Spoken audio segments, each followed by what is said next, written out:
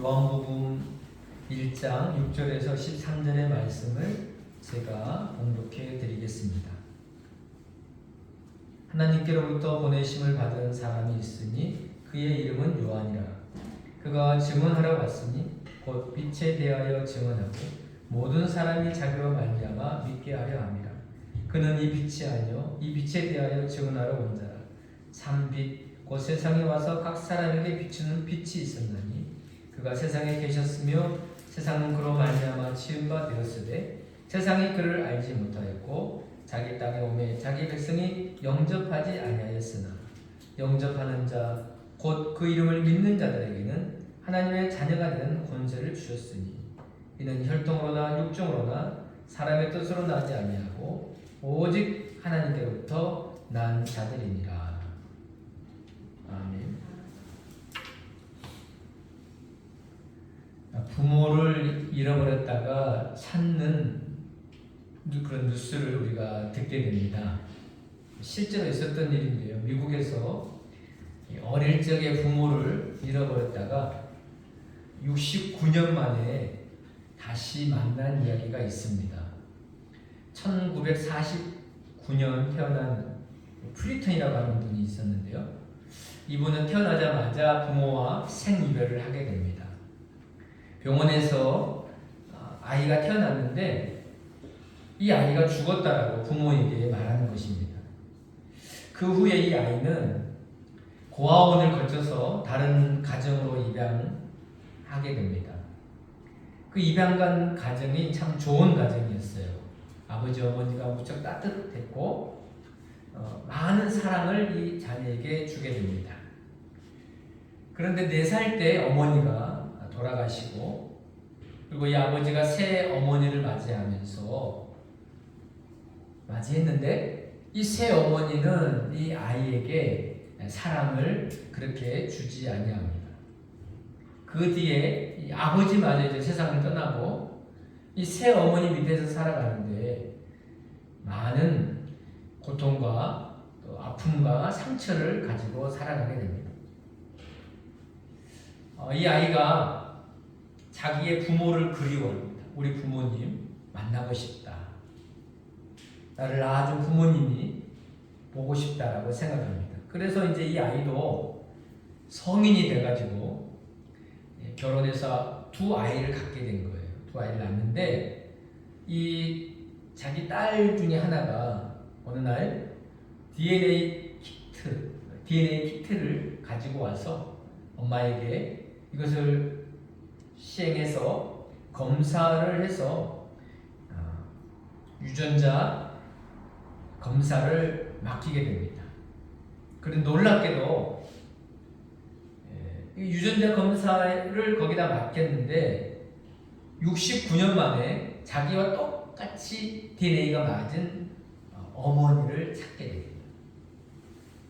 여러분, 부모도 자식을 찾은 겁니다.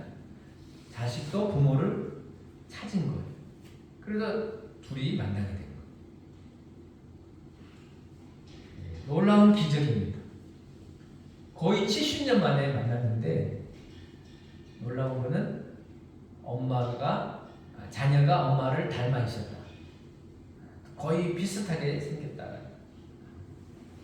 지금도 많은 사람들이 부모를 잃어버리고 살아가는 경우가 많습니다. 우리에게 많은 축복이 있는데 그 중에 하나가 나를 낳아주신 부모, 어머니, 아버지. 그것이 우리에게 계시다는 것은 참 큰 축복이요 행복입니다. 유대인들의 격언에 보면 하나님이 다 일하실 수 없어서 부모를 보내주셨다라는 말을 우리가 읽어볼 수 있습니다. 우리나라에도 이 아이를 못 낳아서 고생하는 분들이 참 많더라고요. 그리고 또 우리 나라에도 한 해에 낙태로 죽는 아이들이 참 많습니다. 임신을 하면 하나님이 주신 생명이잖아요. 그 생명을 낳아야 됩니다. 장애를 가졌다 할지라도 낳아야 되는 거예요. 왜? 하나님이 생명을 주셨다라는 거예요. 그래서 부모가 되는 거, 또 자녀가 되는 거, 이게 굉장한 축복이라는 거예요. 부모가 되는 것도 축복이요, 자녀가 되는 것도 축복이에요. 대체적으로 사람이 어디서 왔을까? 우리는요, 부모에게서 왔습니다. 하늘에서 뚝 떨어진 존재가 아니에요. 어느 날 갑자기 탁 생긴 것이 아니고, 우리는 부모님을 통해서 하나님이 이 땅에 우리를 보내주셔서 탄생하게 된 겁니다. 그래서 부모님은 나를 이 땅에 있게 한 가장 큰 공로자요, 은혜자입니다. 그래서 우리는 이 부모를 통해서 엄청난 사랑을 받은 겁니다. 나를 낳아주시고 이 길러주신 것만 생각해도 사실은 엄청난 그 은혜를 우리가 잊을 수가 없어요. 여러분, 부모님 사랑하시고 부모님의 은혜에 감사하고 그 은혜를 잊지 않는 우리 믿음의 성도님들이 꼭 되시기를 바랍니다. 오늘 본문에 우리가 하나님의 자녀라고 하는 정체성을 알려줍니다. 우리가 종종 그런 사람을 만나보거든요. 나는 도대체 모르겠다. 인생을 모르겠다. 내가 왜 태어났는지, 또 내가 무엇을 하며 살아야 되는지 모르겠다. 어떤 사람은 야, 죽으면 어떻게 되느냐, 이 땅을 떠나면 그걸로 끝이지 않느냐라고 하는 그런 철학적 질문들을 많이 합니다. 그러면서 그 답을 몰라서 굉장히 방황하고 실망하고 인생을 어렵게 살아가는 분들이 참 많습니다. 어쩌면 오늘 우리가 읽었던 이 요한복음 1장에서는 우리 인생의 근본, 그리고 우리가 헤매이고 답을 찾고자 하는 이 철학적 질문을 우리에게 해답을 주는 그런 본문이라고 말할 수 있습니다. 여러분, 어떻게 하나님의 자녀가 되는가? 이 세상에는 육의 자녀만 있는 게 아니라는 거예요. 육신의 자녀만 있는 게 아니라 영적인 자녀, 영적 자녀가 있는데 그게 뭐냐? 하나님의 자녀가 되는 겁니다. 그런데 하나님께서 이 영적 자녀, 하나님의 자녀가 되는 길을 어렵게 해놓으시지 않았어요. 문제를 풀듯이, 그리고 어떤 어려운 일들을 찾아 우리가 해결해야 하는 것처럼 그렇게 복잡하고 미묘하게 만들어 놓으시지 않으셨습니다. 얼마나 간단하게 만들어 놓으셨는지, 우리가 하나님의 자녀가 되는 그 방법 너무너무 간단합니다. 그거는 하나님이 보내신 예수님을 구주로 영접하면 바로 하나님의 자녀가 된다라는 것. 하나님이 보내신 그 아들 예수님을 믿으면 하나님의 자녀가 됩니다. 여러분, 본문 12절 한번 읽어보실까요? 영접하는 자, 곧 그 이름을 믿는 자들에게는 하나님의 자녀가 되는 권세를 주셨으니, 이 영접이라는 말은 내가 환영한다, 모셔드린다는 그런 의미입니다. 영접이라는 말은 받아들이는 겁니다. 예수님께서 세상에 오셨지만 사람들이 예수님을 영접하지 아니했습니다. 오늘 본문 10절에도 다시 한번 읽어보실까요? 그가 세상에 계셨으며 세상은 그로 말미암아 지은 바 되었으되 세상이 그를 알지 못하였고. 사람들의 가장 심각한 상태가 뭐냐면 예수님이 이 땅에 오셨음에도 불구하고 예수님이 오신 것을 몰랐다라는 거예요.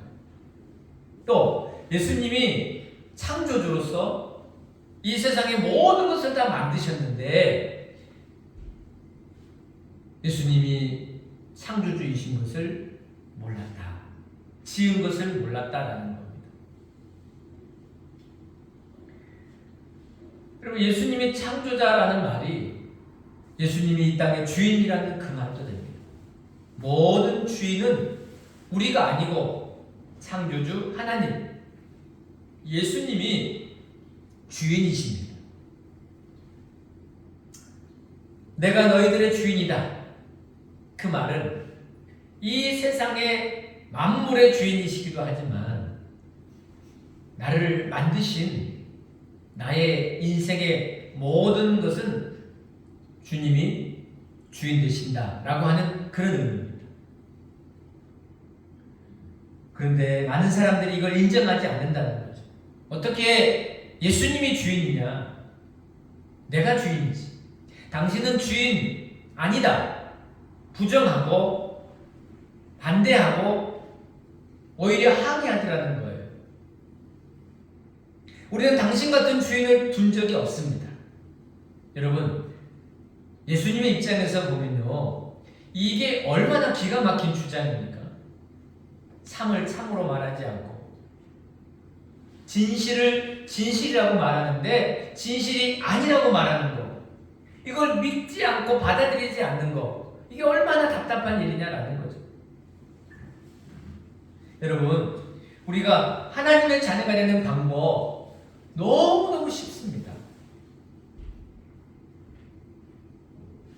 누구나 다 할 수 있는 겁니다. 지금 이 자리에서도 우리가 하나님의 자녀로서 살아갈 수 있는 그 길이 우리에게 주어졌어요. 여러분도 한번 해보십시오. 내가 하나님의 자녀가 되고 싶은 사람은 이 시간 이렇게 하면 됩니다. 주님을 영접하고 주님을 믿으면 됩니다. 왜냐하면 우리 주님이 우리에게 오셔서 계속 우리가 하나님의 자녀 되도록, 그리고 주님이 그 마음속에 들어가 사시도록 우리를 놓고 하시고 문을 열라고 말씀하신다는 거예요. 제가 어떤 영상을 보는데 깜짝 놀랐어요. 이런 간증을 하시는 거예요. 어떤 목사님이 꿈을 꿨대요. 그런데 예수님이 자기에게 찾아오셨어요. 자기 마음에 찾아오셨어요. 그런데 자기 마음이 너무 두껍게 닫혀 있는 거예요. 아주 강한 철문으로, 두께도 한 1m 되는 정도의 문으로, 철문으로 닫혀 있는 거예요. 그런데 예수님께서 자기 마음을 놓고 하시더라고요. 똑똑똑똑 두드리십니다. 얼마나 심하게 두드리시는지 그 문이 부서지라고 두드리는데 피가 손에서 철철 나면서 그렇게 문을 열라고 두드리시는 예수님의 모습을 보고 충격을 받았다는 거예요. 여러분, 내 마음을 여셨습니까? 주님께 온전한 마음을 여셔서 주님, 제 마음에 들어오시옵소서. 제가 영접합니다. 믿습니다. 하나님의 자녀 됩니다. 자녀 되고 싶습니다. 라고 여러분, 몸 밖에 계신 예수님을 영접하고 모셔드렸느냐? 라는 것입니다. 요한계시록 3장 20절에 예수님께서 이렇게 말씀하십니다. 같이 읽어볼까요? 볼지어다 내가 문 밖에 서서 두드리노니 누구든지 내 음성을 듣고 문을 열면 내가 그에게로 들어가 그와 더불어 먹고 그는 나와 더불어 먹으리라. 여러분, 문을 굳게 삼가 두시지 않았습니까? 그런 사람은 하나님의 자녀가 될 수 없습니다. 이제 문을 여십시오. 마음의 문을 활짝 열고 예수님을 믿고 영접하면 바로 그 순간에 우리는 하나님의 자녀가 되는 귀한 축복을 받게 될 줄로 믿습니다. 우리는 여러분, 하나님의 자녀가 될 수 없는 사람들입니다. 우리는 다 마귀의 자녀라고 했어요. 마귀가 좋아하는 일을 따라서 마귀의 일을 행하면서 그렇게 살았던 사람이지만 주님께서 우리를 하나님의 자녀 삼아주시는, 하나님의 자녀로 살게 하시는 그 귀한 축복을 내려주신 것입니다. 여러분, 우리는 어떤 자녀입니까? 하나님의 자녀가 되면 어떤 축복을 우리가 받게 되는 것입니까? 먼저는요, 빛의 자녀가 됩니다. 예수님을 믿고 영접하면 우리는 빛의 자녀가 된다라는 거예요. 성경은 예수님을 빛이라고 말씀하십니다. 여러분, 이 세상의 빛은 다 만들어진 빛입니다. 여기에 지금 반짝반짝 불빛들이 반짝거리고 있지만 이거는 만들어진 빛입니다. 그러나 예수님은 참 빛, 빛의 본체, 진정한 빛이시라고 말씀하십니다. 사람들이 세례 요한을 뭘로 봤느냐면 빛으로 본 거예요. 왜 빛으로 봤냐면 사람들에게 많이 세례 주고 그리고 많은 사람들이 인기가 있어서 그를 따르고 막 추종하니까 저 사람이 메시아가 아닌가, 저 사람이 우리가 기다리는 빛이 아닌가라고 착각한 겁니다. 그러나 세례 요한은 빛이 아니고 참 빛이신 예수님을 증거하기 위해서 보냄을 받은 사람. 8절, 그는 이 빛이 아니요 이 빛에 대하여 증언하러 온 자라. 세례 요한은 빛을 보여주기 위해서, 예수 그리스도가 빛이라는 것을 증명하기 위해서 보냄받은 사람입니다. 여러분, 이 세상의 유일한 빛, 생명의 빛, 참 빛은 바로 우리가 믿는 예수님이라는 사실을 믿으시기를 바랍니다. 예수님이 오신 곳에는 그래서 빛의 역사가, 빛의 기적이 일어났습니다.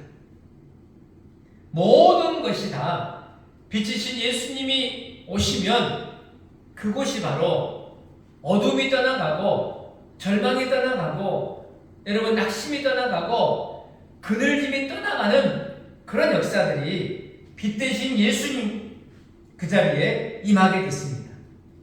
마태복음 4장 15절 16절도 그것을 말씀해 주십니다. 같이 읽어볼까요? 스불론 땅과 납달리 땅과 요단강 저편 해변길과 이방의 갈릴리요, 그 감에 앉은 백성이 큰 빛을 보았고 사망의 땅과 그늘에 앉은 자들에게 빛이 빛이었도다 하였느니라. 여러분, 이 어떤 공간적인 빛만을 어두움이 있는 것은 아닙니다. 사실은요, 우리 사람의 마음에도 온갖 어두움들이 있습니다.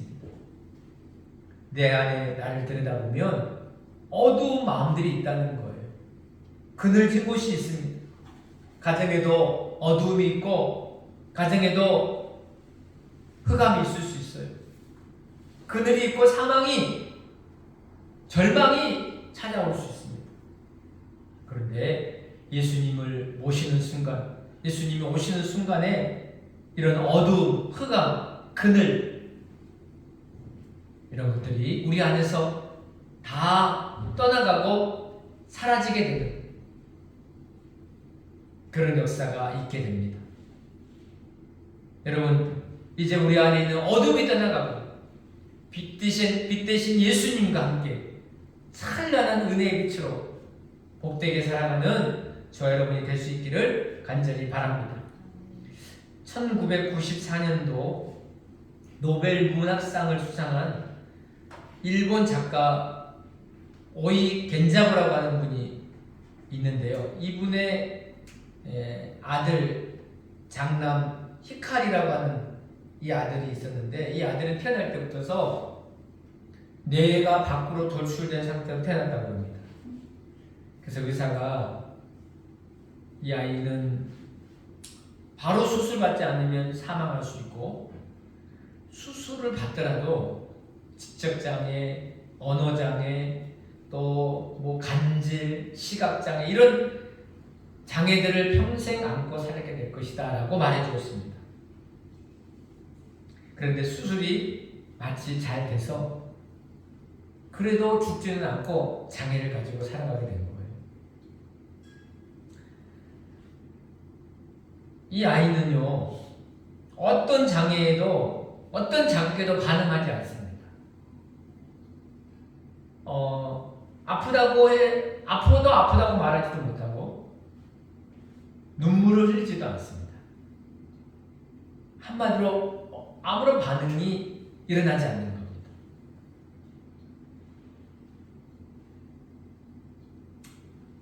그래서 이 오이 겐자라고 하는 이분이 아이 이름을 뭐라고 지었냐면 히카리라고 지었다. 히카리라는 일본말의 뜻은요, 빛이라고 하는 희망을 가지고 살아라. 네가 비록 이러지만 희망을 가지고 살라고 그 이름을 지어준 거예요. 근데 어느 날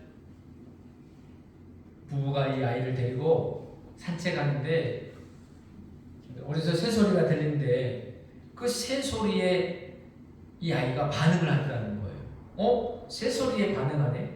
그래서 이 아이에게 음악을 가르쳤어요. 음악을 가르치고 이 아이에게 특별한 능력이 있는 것을 알게 됐어요. 그래서 음악을 가르쳤는데 또 따라 부르는 거예요. 음악적 재능이 있는 거예요. 본격적으로 음악을 들려주면서 음악 수업을 받게 하고, 너무 놀라운 사실은 이 아이가요, 월광 소나타를 연주하게 되고 10년 후에 직접 자기가 작곡한 곡으로 앨범을 내게 됩니다. 놀라웁니다. 세계적인 주목을 받게 됩니다. 아버지 히카리의 개인적인 이런 그 아들을 키우면서, 장애를 키우면서 그런 체험들을 책으로 썼는데, 그 책이 바로 노벨 문학상을 받은 겁니다. 히카리가 이렇게 말했다고 합니다. 아버지가 자신을 완전한 인간으로 이끌어준 빛이었다.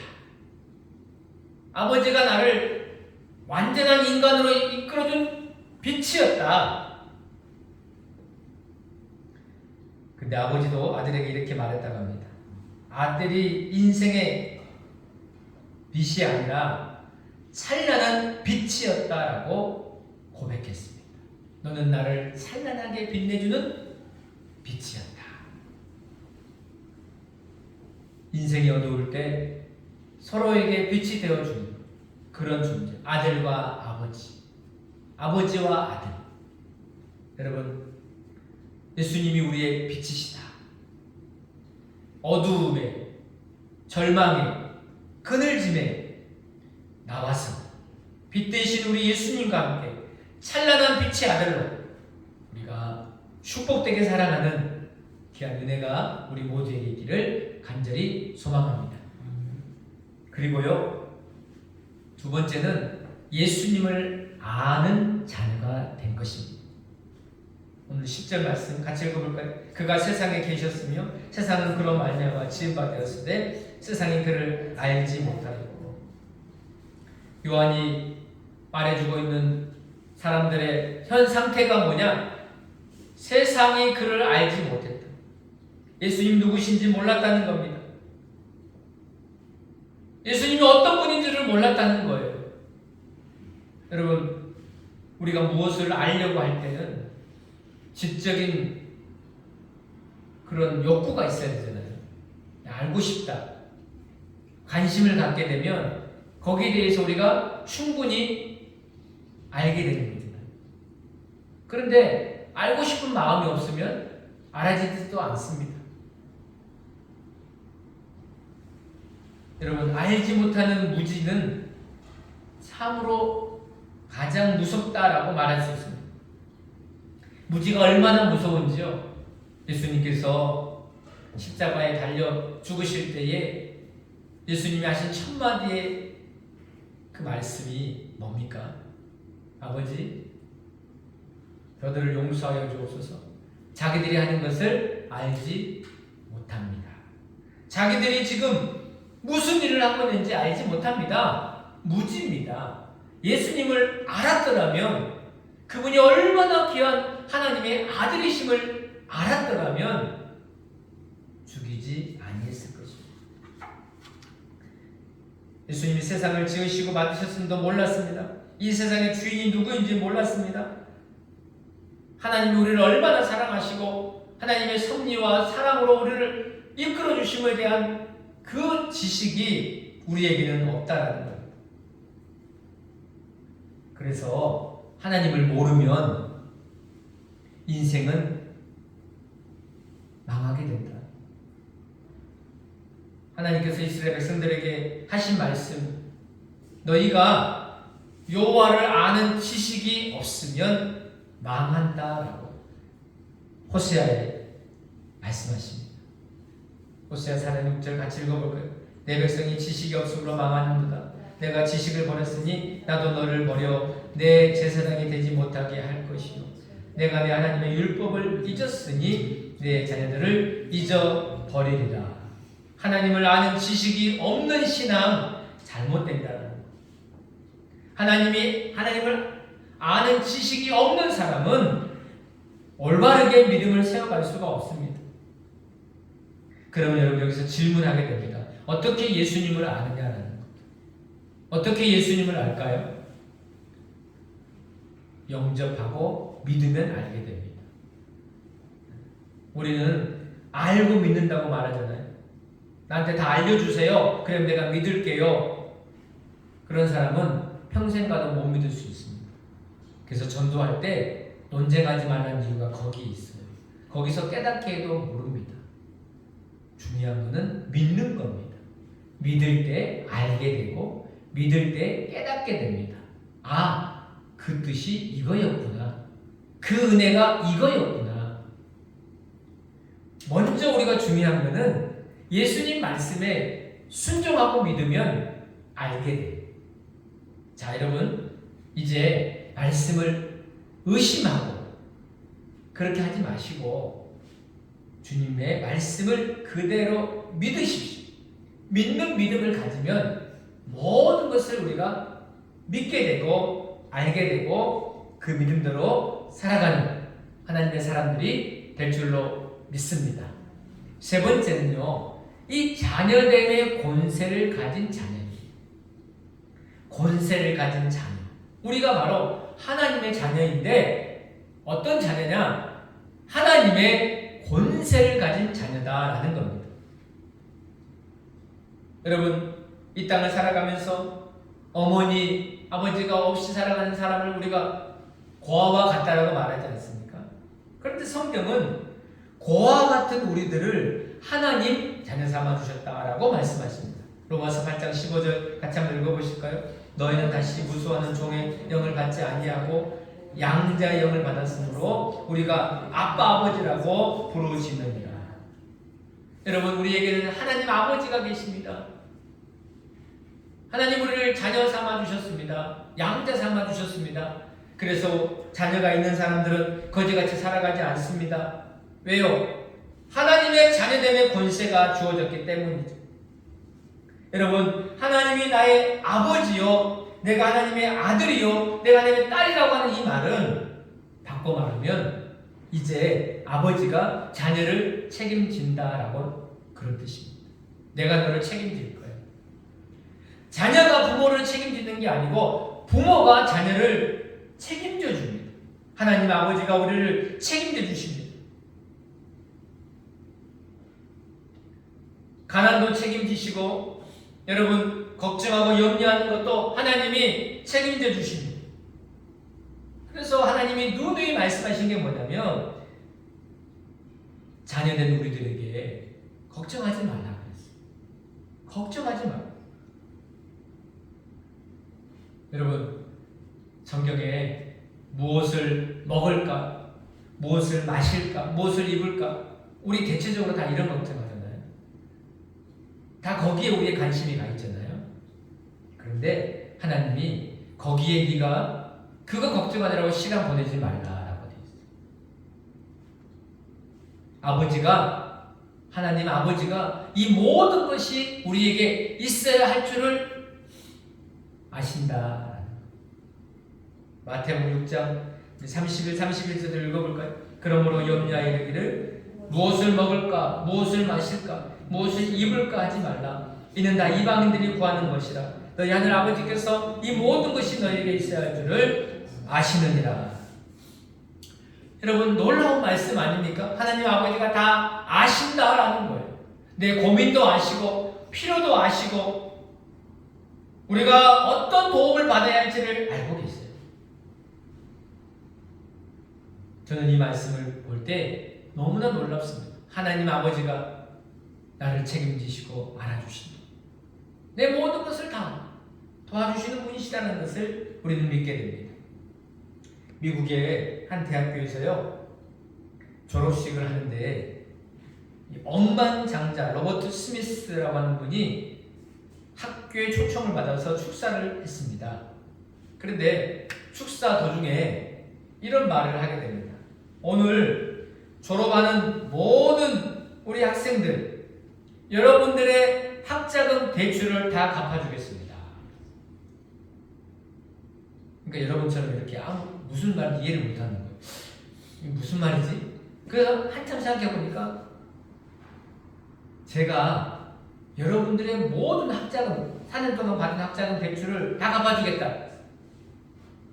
근데 4년 오늘 졸업한 학생이 430명이고 그들의 4년 동안 학자금 대출금이 447억 원이었어요. 그럼 놀라지 마십시오. 이 재벌은 재산이 6조 원이 있는 거. 여러분, 6조 원 있는 사람이 447억이 문제가 되겠습니까? 다 갚아줬어요. 한순간에 다 갚아줬어요. 저는 하나님 아버지가 마치 그와 같다는 거예요. 우리에게 약속하셨습니다. 내가 다 갚아줄게. 내가 다 도와줄게. 너는 걱정하지 마. 너는 내 아들이야. 너는 내 딸이야. 왜요? 우리 하나님이 부유하시다라는 거예요. 여러분, 하나님의 부유하심을 생각해 보십시오. 이 우주 만물이, 이 세상이 다 내가 지었다고 하는데, 내가 주인이라고 하는데, 고린도후서 8장 9절 말씀도 하나님이 부유하심을 말씀하십니다. 같이 읽어볼까요? 우리 주 예수 그리스도의 은혜를 너희가 알거니와 부유하신 이로써 너희를 위하여 가난하게 되시는 그의 가난함으로 말미암아 너희를 부유하게 하려 하십니다. 여러분, 그러니까 우리는 가난한 자가 아니라는 겁니다. 우리는 부유한 자라는 거예요. 왜? 아버지가 부유하시니까 나도 부유하다라는 겁니다. 하나님의 자녀는 무명한 자가 아니요 유명한 자라고 했습니다. 하나님의 자녀는 불행한 자가 아니요 행복한 자입니다. 하나님의 자녀는 없는 자가 아니라 모든 것을 가진 자다. 이것이 사도 바울의 자아상이었어요. 하나님을 아버지로 모시는 사람의 멋진 자아상이었어요. 여러분, 예수님께서 이 땅에 오신 대림절 첫 번째 주일을 맞아서 예수님이 왜 오셨나?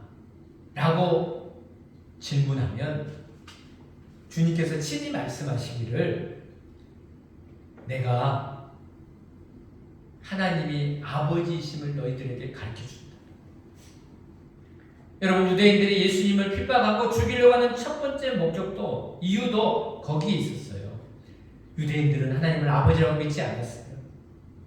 전능하신 하나님, 거룩하신 하나님, 잘못하면 매를 드시고 징계하신 무서운 하나님, 그게 하나님이라고 생각했어요. 그런데 예수님은 오셔서 그렇게 보여주시지 않았어요. 얼마나 친절하시고 얼마나 나를 사랑하시고 내가 너의 아버지다, 너희들의 아버지야 라고 그것을 보여주시고 알려주시고 가르쳐주셨는데 그것을 가지고 핍박했다라는 겁니다. 하나님은 우리의 아빠, 아버지가 되십니다. 나는 하나님의 자녀입니다. 힘들고 어려울 때 힘이 되어주시고, 낙심하고 절망될 때 능력이 되어주시고, 상처받고 힘들 때 그 상처를 싸매어주시는 너무나 좋으신 우리 아버지, 하나님 아버지.